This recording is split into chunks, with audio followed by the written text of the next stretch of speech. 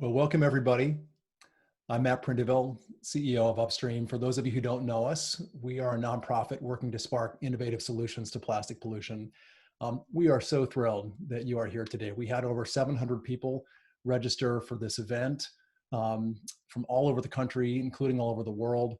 And our thoughts are with you and your families. We hope you and your loved ones are safe and doing okay. I'm mostly here to help frame up the conversation today and to offer some resources. But I want to start with the moment that we're in. So last year was the biggest year yet for the plastic pollution movement. Some of you might have seen the survey that showed that 2/3 of Americans are very concerned about plastic and the environment. Plastic pollution was one of the central themes of Earth Day. And we also saw homegrown campaigns from kids and community activists all over the country. Big corporations were starting to make commitments, and we saw cities starting to focus on reducing single use, setting up reuse systems instead of just recycling. But then the coronavirus pandemic hit. And while many of us were focused on keeping our loved ones safe and figuring out how to stay in business, the plastics industry saw an opportunity. And they've been working to exploit this crisis to roll back plastic bag bans and other laws, and to promote a narrative that single-use plastics are somehow safe and sanitary and reusables aren't. And with all the questions circulating around how this virus is transmitted, policymakers, grocers, retailers, and restaurants have rightly been focused on how to keep all of us safe. But because of this, they're especially vulnerable to misinformation. But we know that the result of coronavirus cannot be to open the floodgates to more plastic pollution. And while today we need to focus on keeping everybody safe, fed, and employed, we can also continue to have the conversations and do the work that we need to do to create the future that we all want to live in. Fortunately for us, reuse solutions have been shown in study after study to save businesses money. And reuse services to deliver meals and groceries and products like the ones you'll hear about today can put people to work in local supply chains with safe, sanitary commercial washing systems. So we're thrilled to have this incredible panel with us today. And if I could leave you with one thing, it would be this offer. If you want to stay informed and stay on the cutting edge and continue to be invited to conversations like this one today, please get out your phone, go to Instagram, follow us at Upstream Solutions, same for Facebook, Upstream_org for Twitter, and subscribe to the Indisposable podcast. You can also get more resources at upstreamsolutions.org. And so without further ado, I would like to introduce my friend, Brooking Gatewood, who's the amazing host of our podcast and our MC for today. Thanks again for being here, everybody. Thanks so much, Matt. And I'm pretty excited to be with so many of you today who have decided to tune in for this conversation, which I think signals how important this work is that we're all involved in. And we're here to discuss the safety and future of reuse in these unprecedented times. And as Matt mentioned, on the safety front, we know there's a lot of confusing and misleading information out there, especially about surface transmission of COVID, and that's a big concern for those of us working on throwaway culture. So we're really grateful to have Ben Locwin with us, who's an epidemiologist and COVID-19 consultant for the CDC, and he's going to help us understand the fact, the fiction, and the latest science with regard to COVID transmission and reusables. And as to the future of reuse, we're very lucky to have two visionary entrepreneurs who've been leading groundbreaking projects this last year that are helping build the reuse economy we all want and need. So we have Tom Szaky, who's founder and CEO of TerraCycle, which gave birth to Loop, a partnership launched about a year ago that provides reusable containers for major brand products online and soon in stores around the world. And we also have Lindsey Hoell, who's CEO of Dispatch Goods, which is another very new company providing a very important service of reusable containers for takeout and delivery. And together, these businesses are piloting some of the key solutions to the challenges we have for waste management here in the US. So it's going to be a great conversation today. I've got some questions planned for each of our guests, and we know that so many of you are experts yourselves and have lots of questions, I'm sure. So we do have a Q&A box open, and please type in your questions at any time. Because this is such a large webinar, we don't have the chat enabled and there won't be voice participation. So that Q&A box is your chance to let us know your questions and concerns. And I'll do my best to incorporate some thoughts as we go, and especially toward the end of the conversation. So without any further ado, I want to jump right in. And Ben, I'd like to start with you, because I think that fears around safety of reuse versus single use is a major concern for everyone right now, both in public health decision making and for those who care about plastic pollution. So I understand that you personally have worked on vaccine candidates for SARS as well as another coronavirus. You've been involved with epidemiological modeling, case tracing and assessment, training clinicians for the current pandemic. So you have a really high level of expertise here, even among health professionals.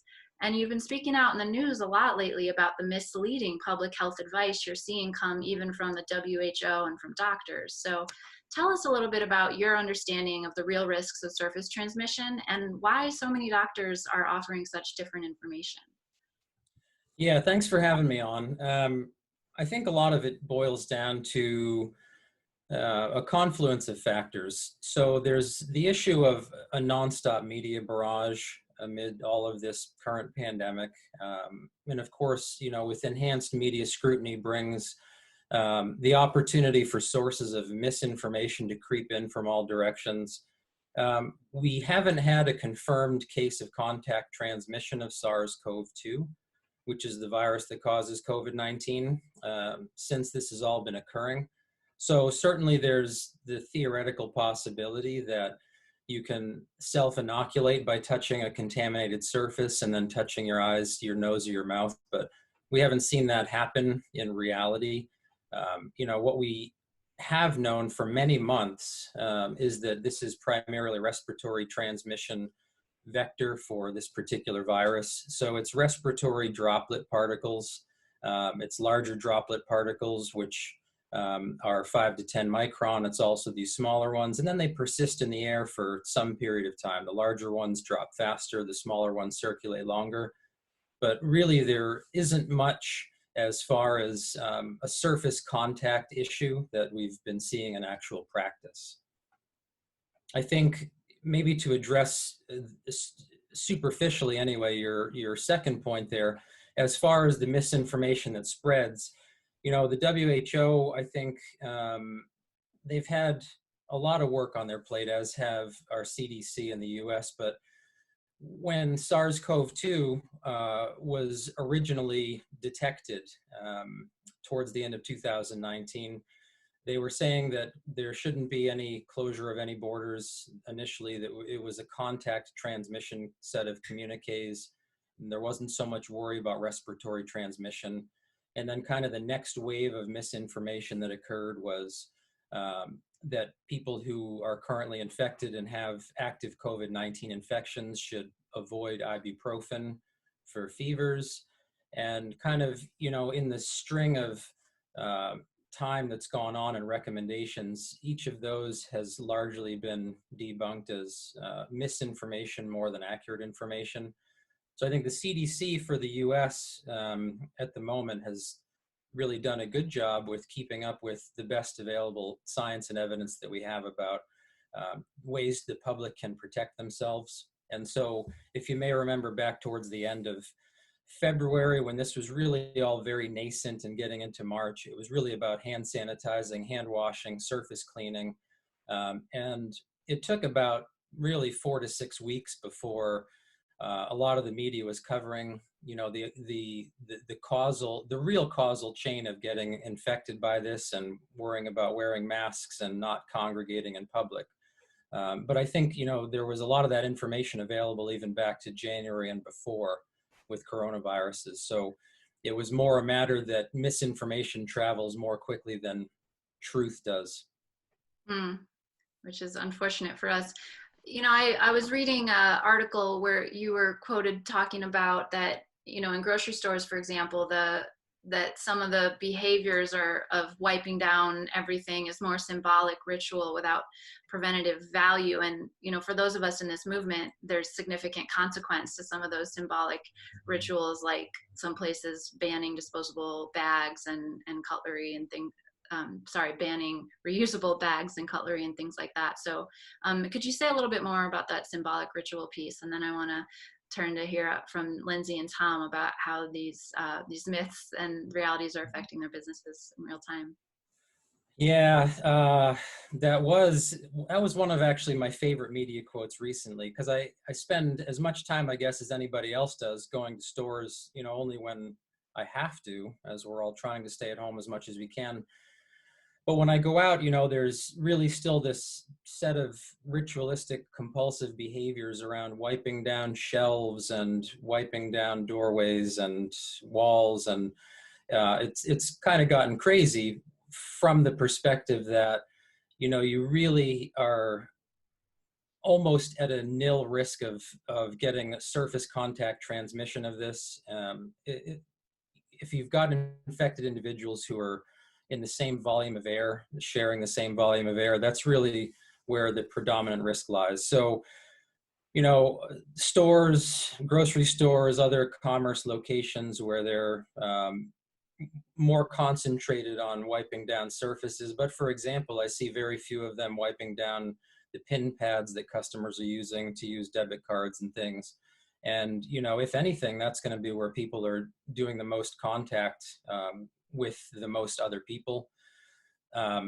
So as far as the reusable bags are concerned, as far as surfaces are concerned, the risk is extraordinarily low. So, you know, I think for the stores to spend so much time, as they had for at least the first 4 to 6 weeks, on worrying about surface contact and the conveyor belts and the reusable bags, to now where we're at, where there still is probably still too much focus on that kind of ritual, but at least now a lot of locations are talking about there has to be only a certain number of people allowed in the stores at the same time so that people aren't too congregated.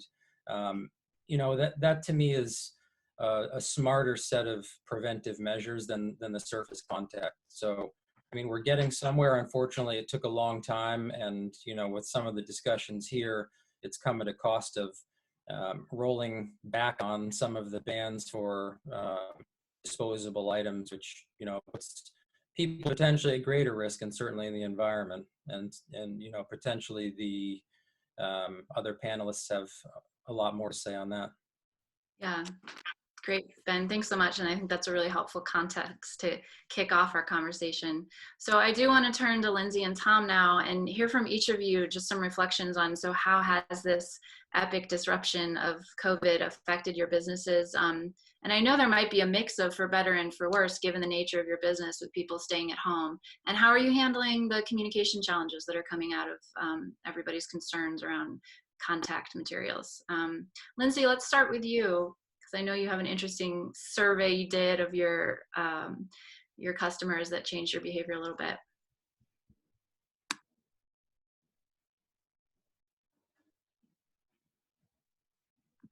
We can't actually hear you. Let's see. I think I have to unmute you. There we go. Yeah. Okay. Yeah. Thanks for having me, and thanks for this really important discussion.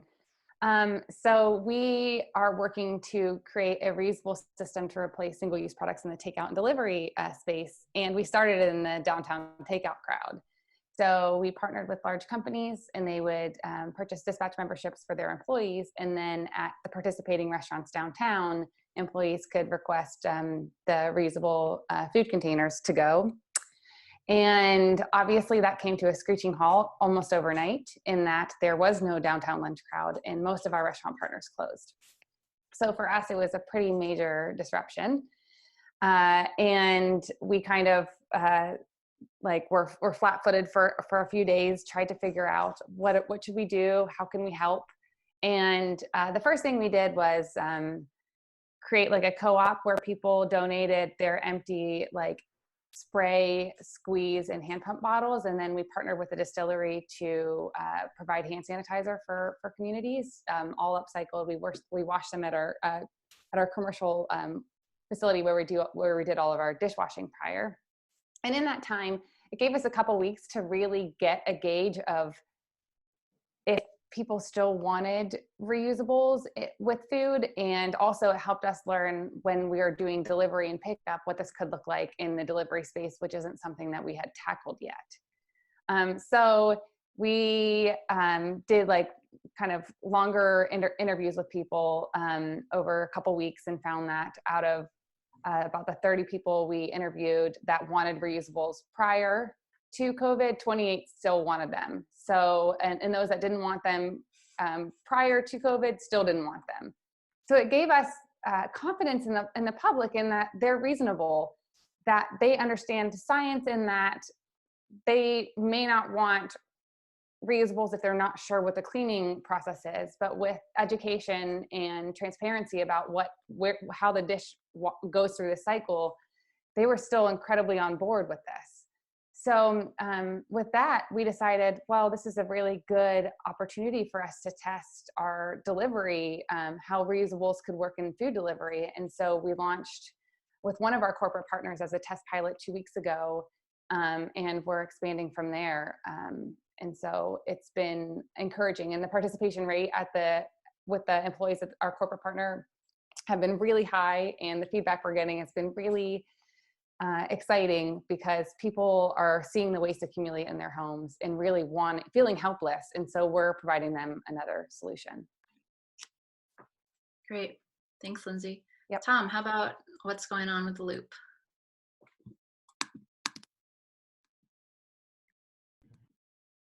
Oh, there we go. Can you hear me? Yeah.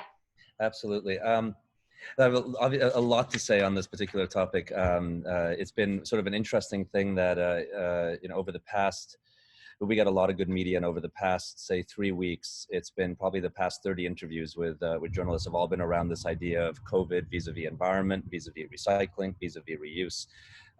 And it's really interesting, the themes that are coming up from that, and maybe we can touch on that a little bit later. But to answer your specific question, as background for anyone who doesn't know us, TerraCycle, which is the parent company for Loop, that's all about recycling, hard to recycle materials, and integrating waste back into products. And recycling is definitely seeing a short-term negative effect, but also some big macroeconomic challenges that, if interesting, we can look at. On reuse for Loop, so Loop is a reuse platform, today live in France and the US, so that's where I'm pulling any data from.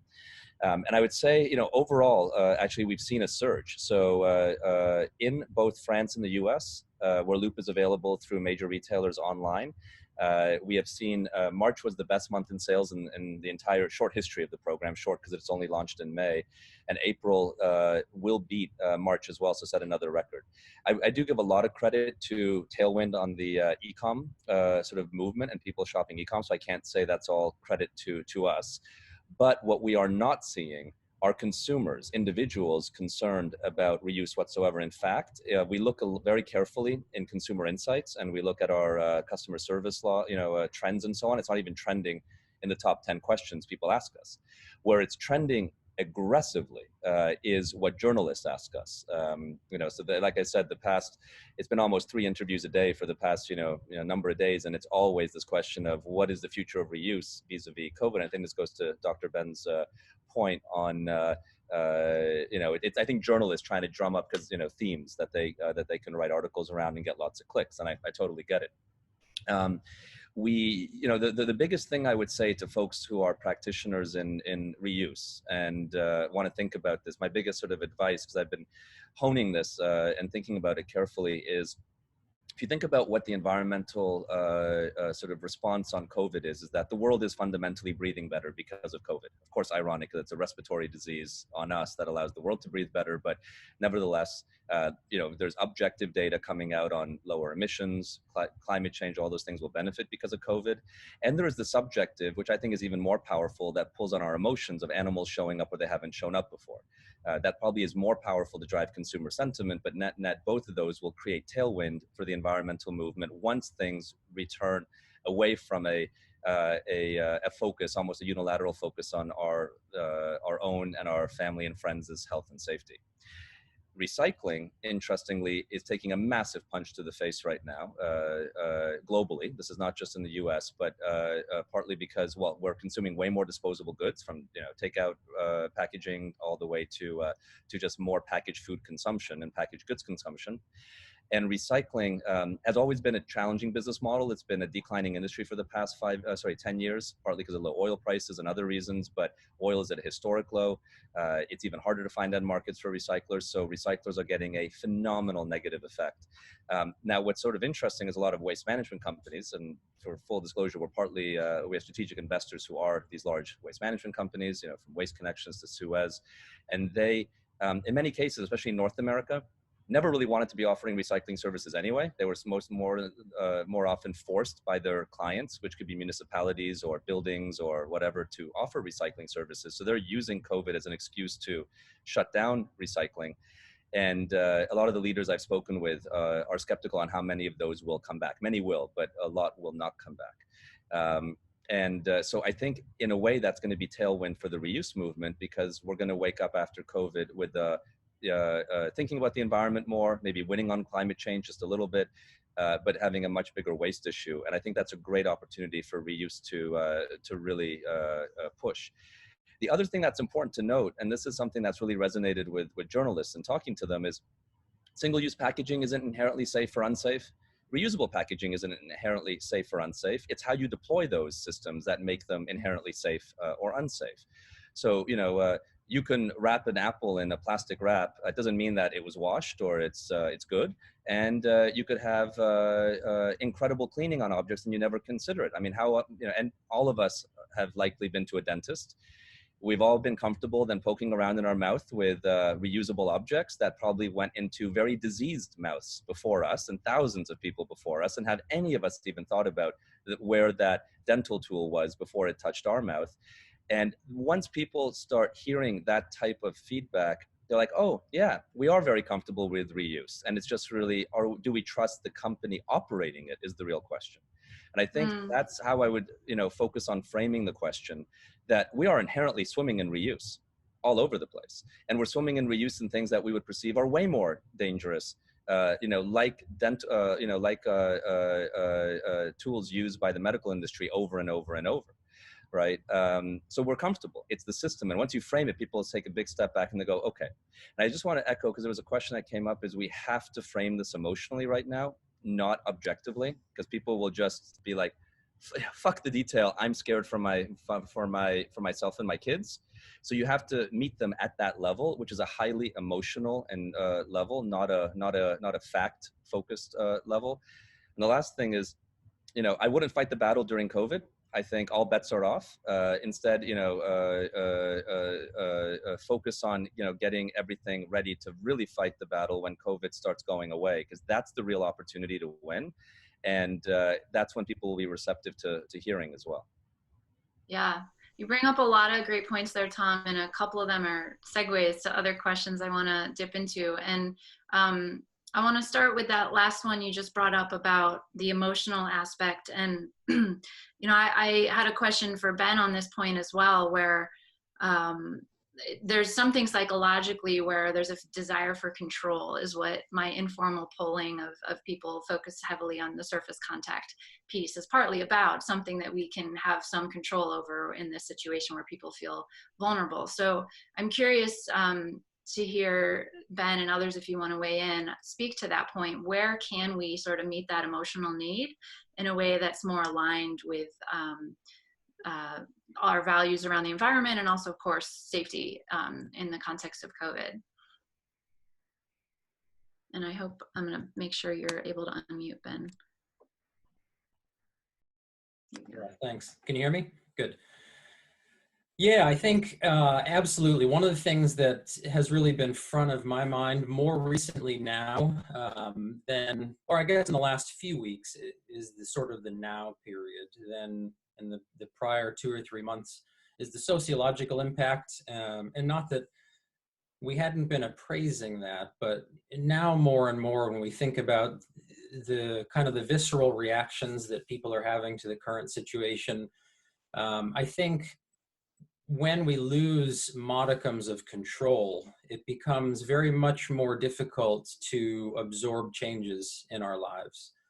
And so what I mean by that is, as we're not able to exercise our various freedoms, it starts to erode at some of our personal independent psychology. And, you know, that manifests in people who are now stuck at home more often than ever, are in general having more issues as far as telemedicine is concerned anyway, with, you know, reporting relationship problems between spouses, partners in the home, children.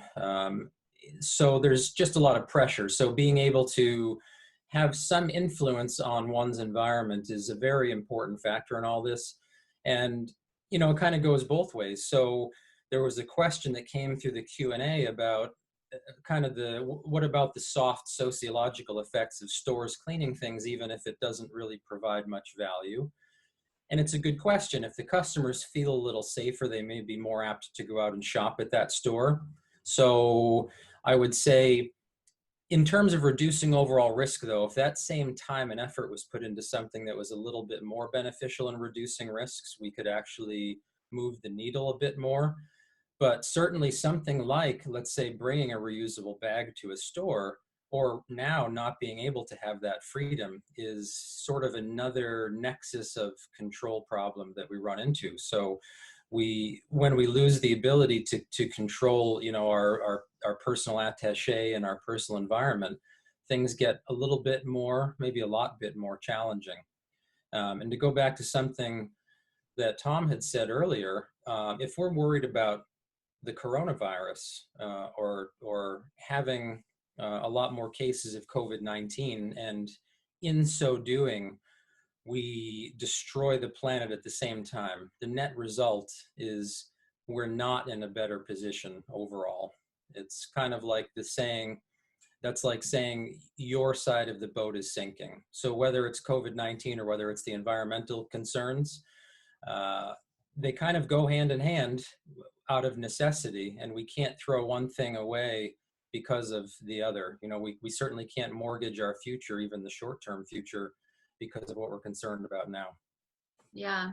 You know, another little technical question for you, Ben, that has come up a couple of times in the Q&A was around bulk bins, because a big part of the practice of reuse in terms of shopping is bulk bins, a lot of which have been shut down in this time. So I've also saw a question of, are there studies that people could point to? I think a lot of people on this call would love to be able to take some of what you're saying and, you know, put it in fact sheets and that sort of thing to help counter the myths that are out there. So do you have comments on the bulk bin, specific study recommendations? I know it's kind of early, they may not exist yet, but anything you can offer there, and then we'll come back to Tom and Lindsey.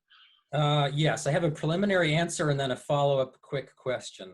So I would say that any sort of those more discrete surface studies are still ongoing. I mean, we've got, regardless again of what the news media may tell you, there's almost no information that we lack for as far as coronaviruses in general. These aren't new. We've known about them and categorized them for 60 plus years. This is certainly a new strain, which is why it was called the novel coronavirus, where novel pertains to the strain. But we know lots about coronaviruses, and there's been so much time and resource spent now on SARS-CoV-2, which is the particular taxonomic name for this coronavirus, that we already know quite a bit as far as how long it persists on surfaces, different surface types. So we're talking like 24 hours on paper and cardboard, 2 to 3 days on plastic and stainless steel. And viruses are never in the first place alive. So why I say persist is because as soon as a virus deposits on a surface, it begins to degrade. And the more desiccant the surface is, like a cardboard or a paper, as long as the humidity is lower, let's say, it becomes much harder for us to be able to recover an active viral particle, which could then be used to infect somebody. So we know a lot about what's on surfaces, how long it can persist on surfaces, how cleanable surfaces are. And simple wipe downs with alcohol, just like with hand sanitizer, work great. This particular virus is what's known as an enveloped virus. So it has a lipid bilayer around it. And this is why everyone's heard a lot about soaps and detergents, which work supremely well against this type of virus, not so much other kinds, but I mean, this is good for us. So if it's on your hands, if it's on a surface and you use simple soap and water, if you use an alcohol-based wipe down, for example, almost all of the entirety of any viral particles are degraded. So I guess that was kind of my answer. And my question is, I don't know specifically in the context of this discussion with these experts what a bulk container refers to. So that's when you're going to the grocery store and you want to get some rice, for example, and they have those bins, and you bring your bag and you pull a lever and the rice drops down into the bag. Yeah, sorry. Okay. Yeah, so that again falls into the category of we can't protect ourselves from living.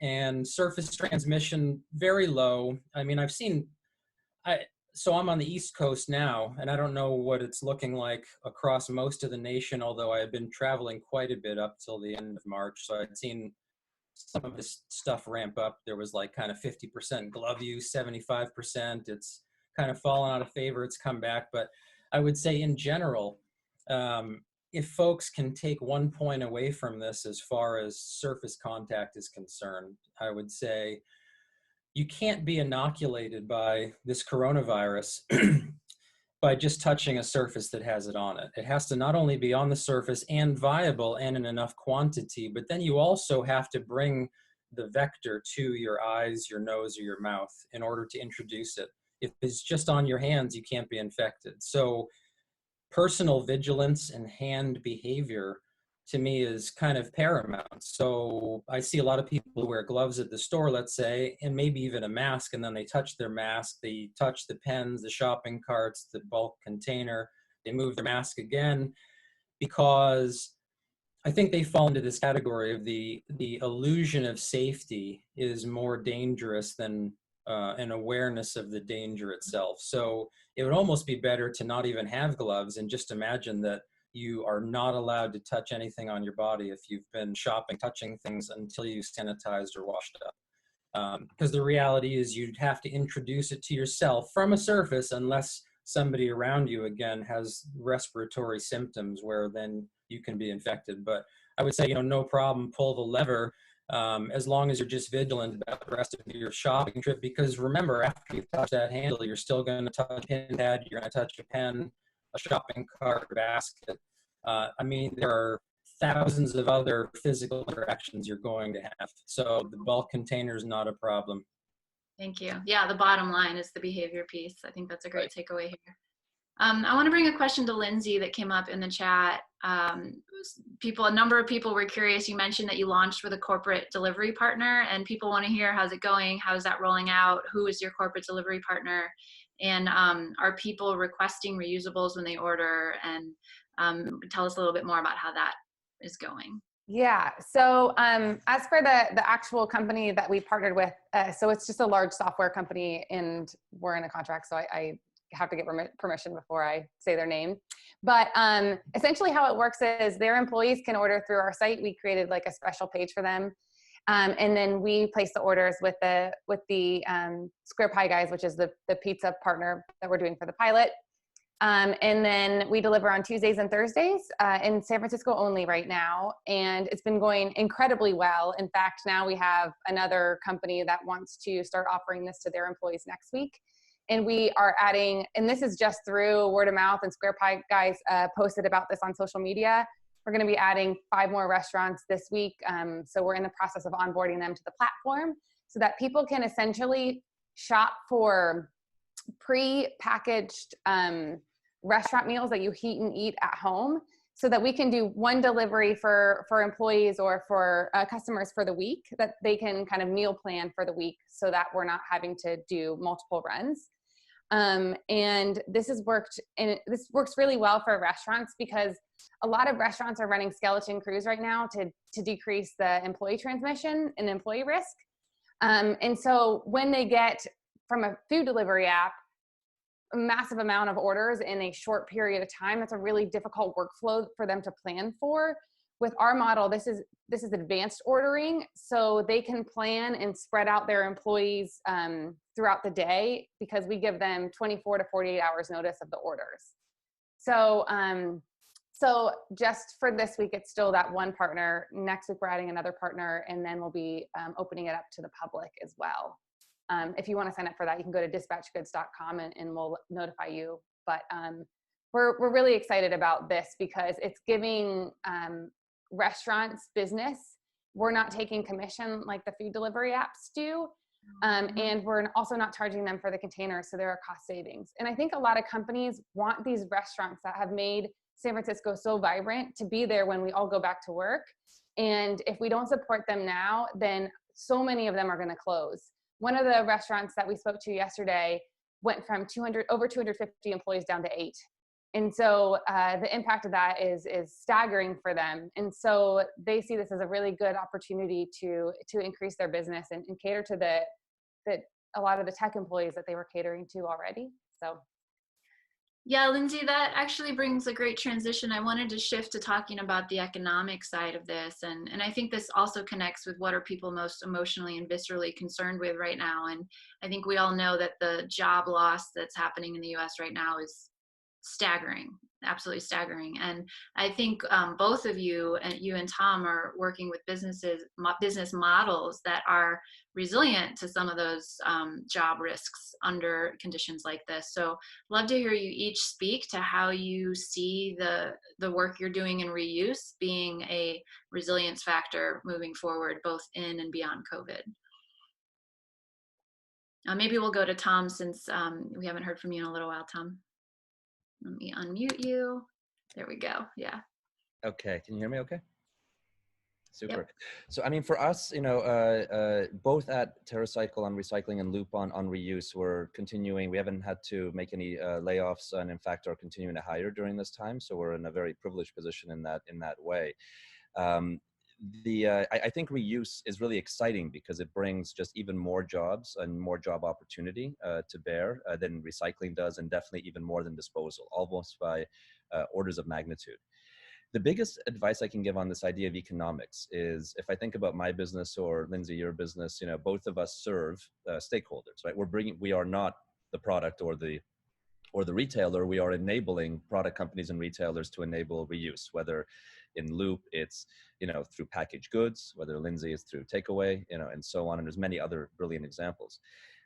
What we've tried to do as a strategy internally, and so far it's been working quite well, is if you break the business industry into 3 key sectors, you could call one sector a sector that is incredibly struggling right now because of reuse. That could be, everything from travel and leisure to entertainment, so on and so forth. That's one sort of sector. Then you got the middle sector, which is sort of, floating. And then you got another sector which is really winning right now because of COVID, which is anyone who's selling packaged goods or the stores that sell those goods, right? So while a clothing store may be, in a really bad situation, a grocery store is going to have the best year it ever had.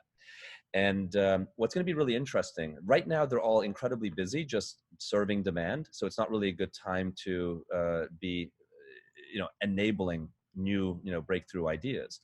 But what we have been hearing from all of them, we actually just got off the phone before this panel with one of the biggest grocery stores in Europe who we're working with, is that they are going to be doubling down on environment as soon as they can lift their heads above, above the surface, which is basically going to be equal to when COVID starts relaxing a little bit and the pressure on them goes down. And they're going to be looking for ways to really push forward the agendas around zero waste and reuse and recycling. And I think there's a really, really great opportunity to come in at that time and target especially those sectors that are winning in a very big way off of this, because they will be ready to spend and they're going to be ready to do purposeful things. And so we've seen that actually tick up at the moment during this process. And I think what's exciting, at least, is while the plastic industry, as you stated, a few times, is maybe leveraging this in the short term to, lobby for the things that have been trending away, like shopping bags and other things. I honestly would encourage everyone on this call who's fighting for reuse to ignore it. Let that just be hot air for a little bit, because it's not fundamentally changing core opinion, and engaging in that conversation is not going to create any value. much more valuable will be just focusing on taking those steps forward, because the overall public sentiment is in the favor of these topics. And at some point, I think many people say, oh, the world's going to be fundamentally different. I think, just like we forget, that Australia burned down recently, or Brazil, and forget, school shootings 3 days later, the public is going to return very much to sort of the state it was before. At least that's my personal prediction. And I wouldn't get too engaged in the whole, argument on, is a plastic bag good right now or not? Plastic industry, have your moment in the sun, fine, no problem. But it's going to come back, and it's going to give a lot of, I think, benefit to this approach, and then the approach on reuse in the long run, because that's really where the trend's going. And all the consumer insights we've seen from major consumer product companies on this topic who've been running it, it's reinforcing that approach. And I think 2020 will be a crap year, but 2021 will be a great year for reuse. And focus on that and get yourself to be able to be in 2021 without any major financial challenges or system problems that you may have. Yeah, thanks, Tom. And Lindsey, I want to come to hear from you on the jobs and economics question. And then there's a couple questions that have popped up multiple times in the chat box that I'm going to turn our attention to for some Q&A next. Oh, Lindsey, I'm so sorry. I have to unmute, and it's the downside of the webinar approach. Here you go. Great. I completely agree that, we're hiring as well right now. So I think that with our previous model being catering to tech companies and the takeout crowd, that obviously was very disrupted. But as we see this opportunity for delivery, we're hiring, and our goal is to try to hire some of the furloughed workers from the restaurant industry, from some of our restaurant partners, to help keep those jobs local. And I do think reuse, because of the fact that it is, there's a logistics component for us where we have to have like our hub close to the operations. We do get to create local jobs, and that's a really beautiful component of keeping these circular systems tight in communities. So that's been great. And I do think that just the workflow of how we're providing food orders for restaurants at a time they weren't getting them, which is in the morning or the night before, we're able to have them have more workers, but over a long period of time, like more hours of the day. And so that helps bring people to work without creating the density during only the rush. So as far as the economic aspect of this, I do think that reuse is going to end up for the better out of this. And in fact, even in this kind of talking to some of the tech companies that we were talking to before, they're trying to think about how they can do pre-packaged reusable meals rather than buffet style meals, which were the norm for the companies prior to COVID. So we are obviously hoping that they choose to do reusables rather than single use, but it seems like they already had bought into this. And I agree, kind of like what Tom was saying about the grocery stores. These companies already were kind of on the environmental movement prior to this. And I think that their dedication has only increased from what I'm seeing during the last couple months, in that they see how we can make large systems change quickly, and we need to stop having excuses for why we weren't doing it in the past. Great. So I've got a couple questions for Dr. Ben, as you're being called in the chat box here. And that is particularly, there's the piece around, I think a lot of us saw that there was an article that came out recently saying that the CDC is going to be recommending that when restaurants come back online, that they use disposable, not just menus, but disposable cutlery and plates. And we've had some side conversations in the Break Free movement about that. I think the best understanding is that has not been finalized, but that was what was in the draft. And so I think a lot of people are really curious to hear your thoughts on whether that makes sense. Related question, there's also recommendations coming out for lids to be put on things to try to protect the food from contamination. And does that actually make sense? Okay, I'm ready. I'm ready to answer those. So the short answer is, I think it's total nonsense. The long answer is, all right, So the CDC and other World Health agencies have sort of boxed themselves into a corner. So there is the theoretical risk of a contact transfer, but the short answer again is it's primarily a respiratory transmission pathogen. So you're much more likely to get it in a restaurant circumstance by having people congregated nearby who are talking, coughing, sneezing, laughing, than from the utensils. The other question in my mind becomes, if we recommend disposable menus, disposable utensils, disposable plates, etc., who is putting these on the tables? So you're still going to have the same people who are touching now the disposables. And even if they're wrapped in plastic, like the fork, knife, spoon combos in the plastic wrap, you've now touched the plastic wrap to open it up, which was touched by the server. And so if I follow that chain of logic and causality, it's no different from having a stainless steel fork on the table that somebody's touched. And it's probably more risky because now you've got to open the cellophane, which, you know, you pull out the fork maybe upside down, you've touched the tines, and it's maybe then inoculated the tip of the fork, whereas if the cutlery was presumably placed on the table by the handle, you pick up the handle, sure, maybe if there's some surface transfer, but if you're using the cutlery the way it's intended, you're not transmitting that into your mouth. I guess part two of that question, or the answer to part two of the question is covering the food. So if it's still warm to hot, it shouldn't make any difference at all anyway. After about 150 to 160 degrees Fahrenheit for a sustained period of time, the viral particles won't persist on a surface.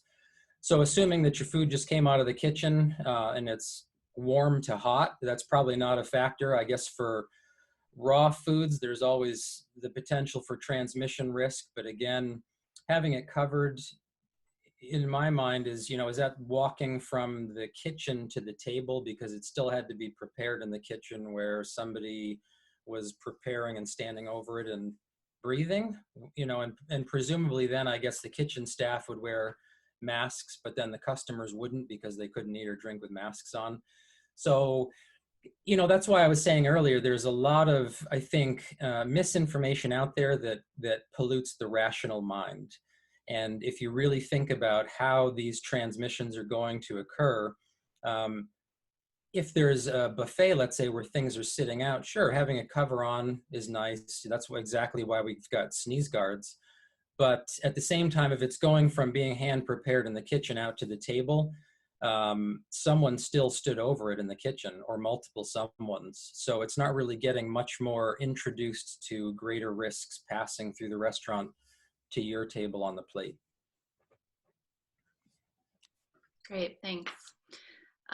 So we are getting a lot of great questions in the chat box, and I want to just acknowledge we've got about 10 minutes left. We're probably not going to get to all the questions, but we are going to compile them and do our best to follow up after the event. And reminder for everybody also, this will be recorded, and so there'll be a chance to continue the conversation a little bit here. And one of the questions that's come up, and I kind of want to put two questions together here because we're closing time. One of the questions that's come up that I think both Tom and Lindsey can speak to is, how are you handling the sanitation piece and how are you communicating to customers about that?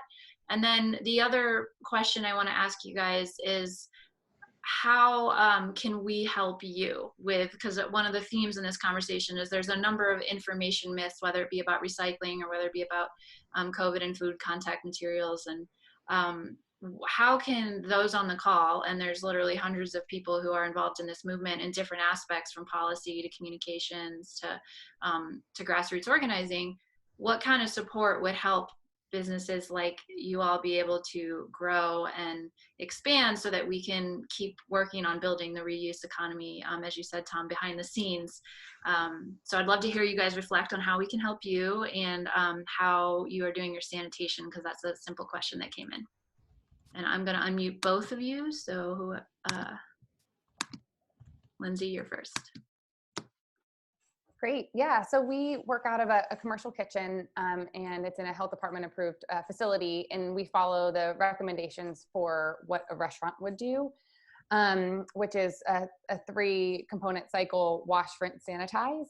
But we do it twice. We do it once. We soak our dishes in dishwashing fluid first. That's actually more to protect our employees, so that when they're loading the dishwasher, that they're grabbing kind of pre-cleaned dishes. And then the commercial dishwasher does a 3-cycle, I guess a 3-component cycle, which is wash, rinse, sanitize. And then we do a final soak in quaternary ammonia, which is the sanitization fluid.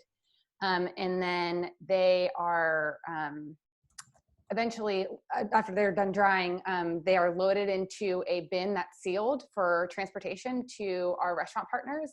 And the bin itself is washed through that same cycle that the dishes are, so that everything is sealed and shipped out without any kind of contamination along the route. And right now, the only kind of component of waste is what seals those bins, and we hand them over to the restaurants, and then the restaurants open and then can load them in the food prep area.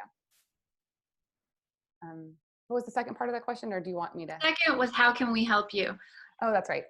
So honestly, we were kind of early in this new space. We're always looking for people to test this new system, which is essentially us dropping off weekly meals and then picking up the reusables the following week. So if anyone in the Bay Area wants to participate in that system, we'll be doing kind of a slow rollout as we expand from our partners. And then we have a kind of a reuse community that meets once a month, and we're creating a page that has all of the reuse community. We've kind of had a standardized approach to the take back in the cleaning process. And so once that's ready, if you want to share that too, that would be, I think, helpful. And we're trying to have a unified message around that, because all of us have come together and figured out what we feel like is the best protocols. Great, thank you. Tom. Yeah, absolutely. So on the first question on cleaning, I think this is a critical one, because that is what makes reuse safe or unsafe, just like disposal.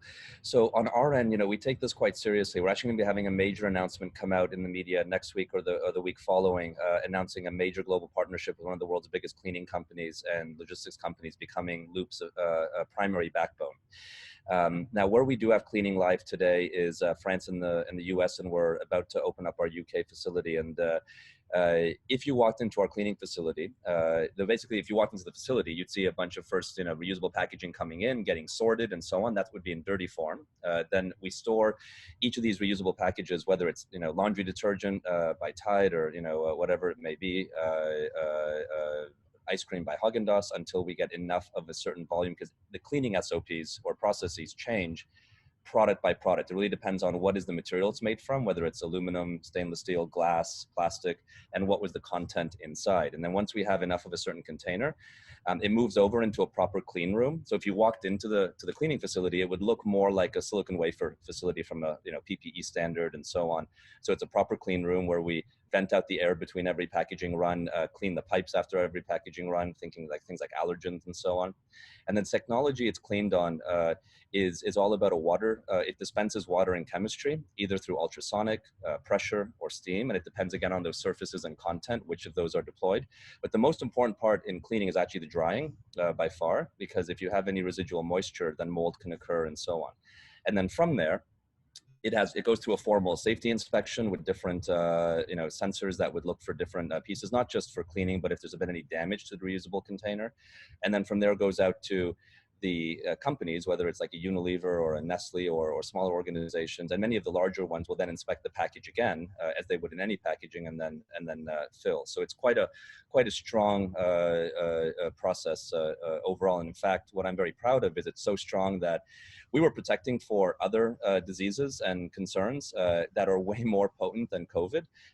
Think, like on dairy listeria, you have all these other pieces. And so there had to be actually no upgrades whatsoever to the processes, whether for the people or for the overall protocol used, because of the protection was so high against other things we were worried about outside COVID.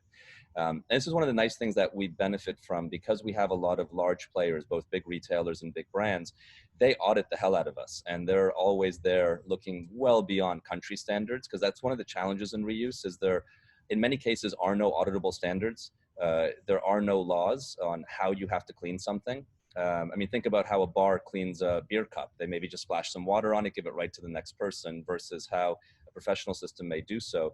And so, you know, working with organizations that hold these standards has been really good. We're also, through the World Economic Forum, coming up for this Davos through a multi-stakeholder coalition of NGOs like the World Wildlife Fund, Greenpeace, but also big cleaning companies like Ecolab and others, releasing a global set of safety guidelines that companies in reuse can look at to adopt, to think about what are the guidelines to think about when deploying cleaning. That'll be available around January. That will also include design guidelines that will all be publicly available.